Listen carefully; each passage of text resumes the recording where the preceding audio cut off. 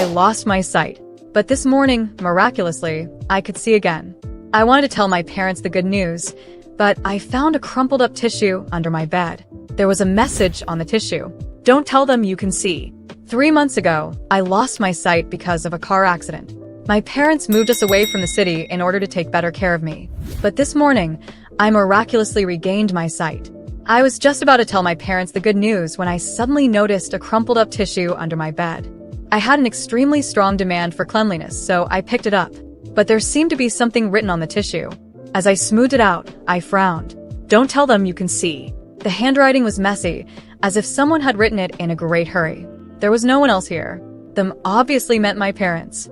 But then I had no idea who could be the one leaving this message. During these 3 months, the only people who came to my room were my parents and my husband, Noah. Just then, there was a knock on the door. Ella, Eve made you some soup. My mom's kind voice sounded from behind the door. I casually threw the tissue into a dustbin, but when I opened the door, my pupils shrank. A woman was standing at the door with a bowl, looking at me, smiling. Her lips were bright red, and the smile on her face looked eerie. She was not my mom. I jerked back a step and looked at her with a shocked face. My mom was a kind-looking woman, but this woman looked very shrewd, and her features did not bear the slightest resemblance to my mom. But the strangest thing was that her voice was exactly the same as my mom's.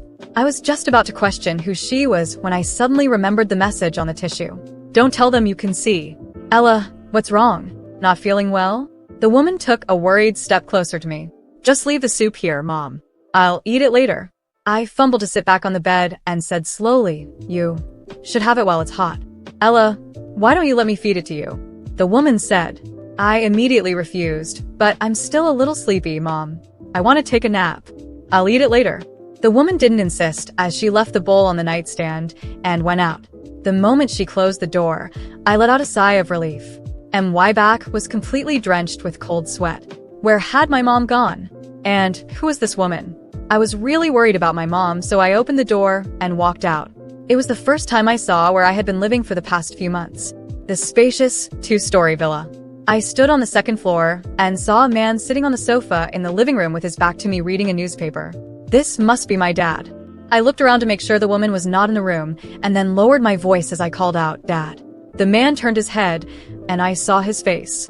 Fear swept through my entire body, for what I saw was not my dad, but another face that was completely unfamiliar to me. Ella, what's wrong? Yet from the man's mouth came the voice of my dad. I squeezed out a smile. Nothing, Dad. The woman walked out from another room. Her bright red lips pulled into an extravagant smile. Ella, weren't you going to take a nap? Oh, changed my mind. Maybe I don't need a nap that much, Mom. I smiled. Then let me help you eat the soup. The woman brought out the soup from my room and fed it to me with a spoon. I was very anxious, afraid that the woman would notice that I could see, but fortunately, she did not seem to notice anything. I could hardly taste the soup because I didn't know what the woman could have put into it. What's wrong, Ella? You're sweating so much and look worried. She noticed something after all. She approached closer with concern. Her eyes were staring straight into mine. Those eyes were very large, but the white took up most of them. Oh, I just don't know when my eyes will actually recover, I said, pretending to be frustrated. The woman smiled. Don't worry, Ella, you'll be fine. I squeezed out another smile as the woman stroked my head lovingly. When I returned to my room, I immediately locked the door and sat down on the bed. My chest was full of fear. Half a month ago, my husband, Noah, had come to visit me once. And why? Husband was a plane captain and had a very busy schedule at that time. He had a good talk with my parents and even got drunk, so he spent the night in the villa. That meant that half a month ago, my parents were still my real parents. I found my phone, which had been set in voice mode since I lost my sight. I called Noah. He answered immediately. Noah's voice was as gentle as ever. Yes, Ella, I just got off the plane. I can come and see you now. Noah, this might sound crazy to you, but believe me, all I'm going to tell you now is true. I said in an urgent tone. Noah was silent for a moment before he said, I will believe whatever you say, Ella, no matter what it is. I told Noah everything. I'm coming over right now. Ella. The airport was about an hour's drive away. Noah coming over eased a lot of my anxiety. Suddenly, there was a knock on the door. Ella, it's time to take your meds. My dad's voice sounded outside, but I knew it wasn't my dad. It was that strange man. Heartbeat faster, and I stared at the door. As I didn't answer him, the man began to turn the doorknob. "Why did you lock the door, Ella? Your eyes won't heal if you don't take your meds." The man urged me to open the door, but I was determined not to open it. Not until Noah came over asleep. "Okay," the man chuckled. I heard his footsteps going down the stairs. I breathed a sigh of relief, but something felt strange. I had a strong feeling of being watched. I walked nervously to the door and listened for movement outside. It was completely silent. Sounded like the man was gone, but I still felt uneasy, so I carefully got down to the floor, wanted to have a peek outside from under the door. A pair of eyes with a lot of whites outside. The man also got down to the floor. His eyes were staring straight at me. I was instantly covered with cold sweat. I pretended not to see him and slowly groped on the floor. Strange. I think I just dropped my phone around here. Those eyes disappeared from the slit. I collapsed on the floor, gasping for AI or so freaking creepy.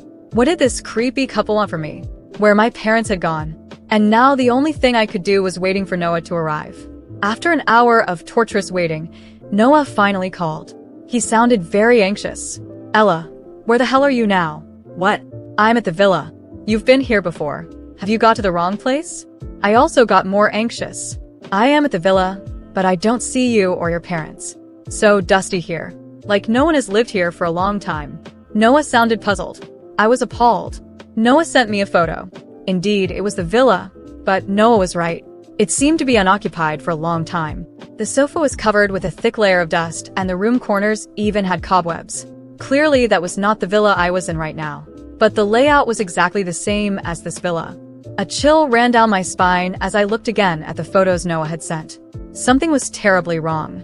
It was like I was trapped in a nightmare, and the more I tried to wake up, the deeper I seemed to fall. I knew I needed to get out of here before it was too late. With my phone still in my hand, I sent a message to Noah, describing exactly where I was and asking him to try to find an alternative way into this other villa. I had to do it silently. I knew those imposters could hear anything I said. "I'll try," he replied quickly. "Don't leave your room until I get there." I was beginning to sweat with anxiety, my heart pounding. I heard the man's footsteps descending the stairs, but that didn't mean he had given up. I moved away from the door, trying to think of what to do while waiting for Noah. Time seemed to drag, and the silence of the house was unnerving. I didn't know where those two were, or what they might do if they discovered I could see again. Suddenly, I heard footsteps climbing the stairs again. The sound made my stomach drop. The door to the bedroom was locked, but that didn't make me feel any safer. The knocks echoed from the other side. "Ella, I brought more soup." It was the voice of that woman, the one pretending to be my mother. I took a deep breath, trying to stay calm. "I'm not hungry, Mom," I replied, trying to disguise the fear in my voice. "But you need to eat. Open the door, dear." I felt tears beginning to well up in my eyes. What did they want from me? They were clearly trying to control me, and I had no idea why. All I knew was that I needed to buy time until Noah arrived. "I'm tired. I'm just going to sleep a little longer," I said, forcing a yawn. Silence. After a moment, I heard footsteps retreating again. I let out a breath. I hadn't even realized I was holding and sat down on the bed, my head pounding. That was when I noticed something strange. The glass of water on the nightstand. I was sure it hadn't been there before. My mind started connecting the dots, and the fear inside me grew. They were trying to drug me. A shiver ran through my body, and all I wanted to do was run, but I knew I had to be smart. I waited a few minutes, trying to calm myself. I needed to be ready for when Noah arrived. I grabbed a piece of paper and quickly wrote a note. "They are not my parents. Do not trust them." I hid the paper under the pillow, hoping Noah would find it if something went wrong. Then I heard a noise coming from downstairs, a door slamming, and then quick footsteps. Someone was coming. I stood up from the bed, my heart racing. When the doorknob started to move, I backed away instinctively. It was locked, but I knew it wouldn't last long if they wanted to get in. "Ella, dear, open the door, please." The woman's voice came, now without any sweetness, as a cold command. "We don't want to hurt you." My body froze. The doorknob kept turning, and I knew they might try to break the door down. Desperation washed over me, and then I remembered the window. It was my only way out. I went to it quickly and looked down. It was high, but maybe I could make it down using the balcony railing. Without thinking twice, I opened the window carefully and began climbing down, gripping the railing and trying not to look down. The cold night wind gave me chills, but I couldn't stop. As soon as I reached the ground, I started running, not looking back. My legs were trembling, but I needed to find Noah. I ran through the villa's yard until I reached the gate. It was locked, of course, but there was an opening in the fence, a small hope. I squeezed through it, scratching my arms, but I managed to get through. As soon as I got to the road, I saw headlights approaching. It was Noah. I ran towards the car, waving frantically. He stopped abruptly and got out, running towards me. Ella. He hugged me tightly, and I allowed myself to cry, relieved to finally be with someone I could trust. They aren't my parents, Noah. I screamed, sobbing. They're imposters trying to keep me trapped there. Let's get out of here now. He pulled me to the car, and I quickly got in. Noah went around and got in the driver's seat, immediately speeding away. I looked back through the window. The villa was there, but something seemed different. The lights were off, and for a moment, it looked even more abandoned, like the photo Noah had shown me. I felt dizzy, like I was losing my grasp on reality. You're safe now, Ella. I promise. Noah's voice was firm, but I noticed something in his tone that unsettled me. Where are we going? I asked, trying to keep my fear under control. To a safe place where no one can hurt you. Suddenly, something felt wrong. I looked at Noah's face, trying to find the comfort he always gave me. But his eyes were fixed on the road, and there was something in them that made me uneasy. I remembered the note I left under the pillow. What if Noah wasn't who I thought he was either? Noah, I began, hesitant. You believe me, don't you? About everything I said. He looked at me for a second, with a strange smile on his lips. Of course, Ella. I always believe you. My heart sank, and I realized the nightmare was far from over. Noah kept driving, and although I was relieved to be far away from that strange house, something still felt wrong inside me. I looked at him, trying to find comfort, but there was something strange in his eyes, something I couldn't quite understand. My memories were hazy, and a feeling of unreality was washing over me. Suddenly, I began to feel incredibly weak, as if all the strength was leaving my body. The view in front of me began to distort, and Noah's voice became distant, as if he was speaking from the end of a long tunnel. I wanted to scream, wanted to ask what was happening, but I couldn't form the words. Everything around me started to fade into a blur, and I was engulfed in a deep, comforting darkness. Suddenly, a bright light appeared, and I found myself in a completely different place. There was no car, no road, no Noah. I was in a vast field, covered in a soft mist. In the distance, I saw familiar figures, and my heart pounded with emotion and fear. It was my mother, or what looked like my mother, and beside her, my father. They were smiling at me, but the smiles weren't warm. They were cold, expressionless. Ella, dear, my mother called, extending her hand to me. It's time for you to come with us. I took a step back, something inside me telling me that this wasn't right. They weren't my parents. I felt it deep in my soul. No, I can't go with you, I replied, my voice sounding weak and distant. My mother's smile disappeared, replaced by an expression of impatience. That was when I heard another voice, a voice I would recognize anywhere. Ella, don't go. I turned and saw Noah, or someone who looked like Noah, but there was something different about him now. He was surrounded by a bright light, and his eyes no longer held the discomfort I had noticed before. They were kind and protective, filled with a goodness that seemed infinite. You can't go with them, Ella, he said, approaching me and extending his hand. It's not your time. Who are they? I asked, looking at the figures who now seemed even more distant and threatening. They aren't your parents, Noah replied, his voice firm and reassuring. They are beings who came to take you, but you don't belong to them yet. You have so much to do, so many people who need you. I looked at him, trying to understand. Suddenly, everything started to make sense. The strange house, the imposters, the constant feeling of danger. I was caught between life and death, and these beings wanted to take me away. Noah was my protector, my guardian. He was there to ensure I wouldn't give up. But how? I began to ask, but Noah just smiled and wrapped me in a gentle embrace. Trust me, Ella. It's time for you to wake up. And with those words, the light around us intensified until everything vanished in a blinding flash. When I opened my eyes again, I felt a heaviness in my lungs, as if I was breathing for the first time in years. I blinked a few times, adjusting my vision to the light in the room, and realized I was lying in a hospital bed. Around me, machines beeped softly, and I heard low voices and whispers.